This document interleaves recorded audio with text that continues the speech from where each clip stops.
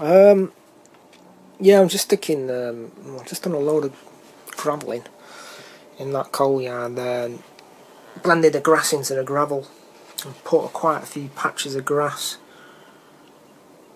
knocking around there, so when it dries out it should look alright.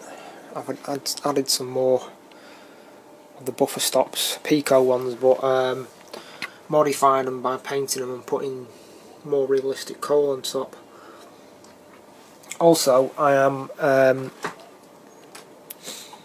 normally screw the Fleischmann buffers down, but I'm using copy decks because it holds them down just as good, and they're a lot easier to position.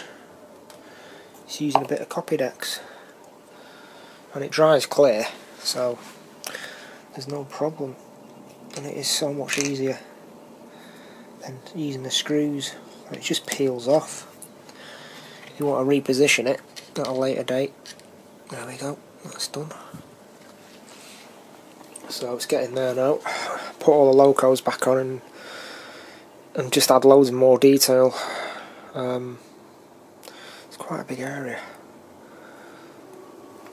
And I'm in the process of weathering the concrete, so I've got to go over that concrete area again with a wash. You can see like black marks. I just need to wash over that again. Yeah, so I'm using static grass machine that I've shown in the past, pipette, and 2 different strengths of PVA. This is watered down, about 50-50 this one, with added washing up liquid. That's my own mix. Basically you just go to a builder's yard and get a giant 1 litre tub of glue, something like that, like I did this morning, about £8. And think about it, if you water that down 50%, so you're getting 2 litres of PVA mix for about £8, which is a lot cheaper than Woodland Scenics. And I've also got another slightly stronger mix. This is about 70% PVA and the rest water, 30% water, for doing the grass, static grass. And I've transferred it into a washing up liquid bottle, which makes it so easy to apply. It really is. I do recommend using one of these, because let's give you a quick example. It just comes out that easy. You just pour it, and you can control how much you want using the nozzle that's on there. It comes out really nice.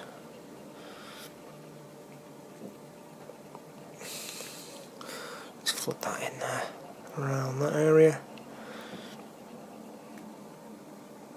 There we go. That makes it look more realistic. Yeah, and then I'll just grab what I've been doing in areas like that. I've just been grabbing the by hand and just applying it over the areas like that. You could mix a bit of grass into that.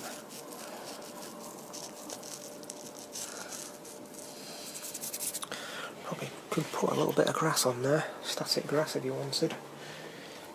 I'm just rusting up some wheels, old railway wheels, and I thought I'd just show what I'm doing. I was just stuck under my table. I was just trying to do some accessories as well.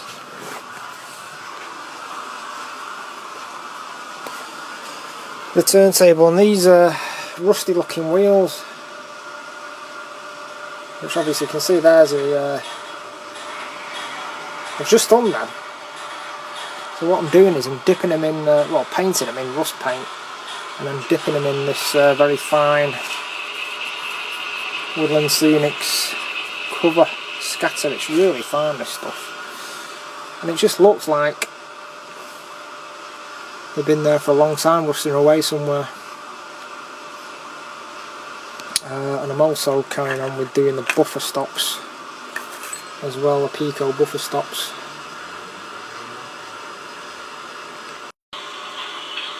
Yeah, just pick them up and make sure they're covered in paint, as this one isn't. Completely covered in paint. Okay, it's just a case of getting a pair of tweezers. Just pick them up, chuck them in the mixture, bang them off. You could probably knock more particles off when they're dry to make it look so it looks a bit over the top, like, but it looks quite good. Yeah, just a tip for, well, it's just my way of doing rust really. Put a base coat of acrylic rust on whatever item you're going to do. Coat it. You can add those little particles on, which I've just shown. Then what I do, get some enamel in a container, small amount of enamel, and thin it down with acetone or the enamel thinner. I'm using acetone thinners, standard cellulose thinners. Mix it up, suck it out of a pipette and just dribble over the top of whatever item you want to rust, and it causes a chemical reaction. It causes cracks in the acrylic base, and therefore you get a realistic look, like in this picture here.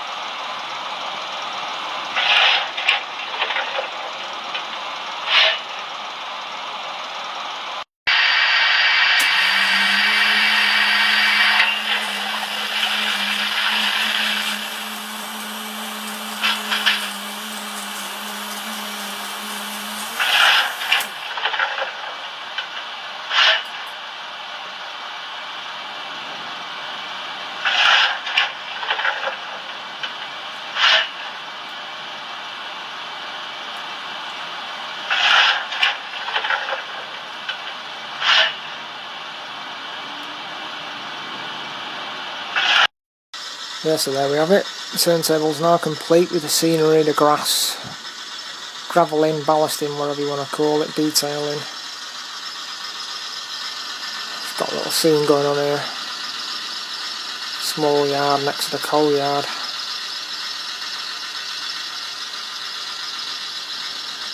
So there's 26 exits now in total. Different varying lengths of track coming off each exit to accommodate various types of locomotives, etc. You get the idea.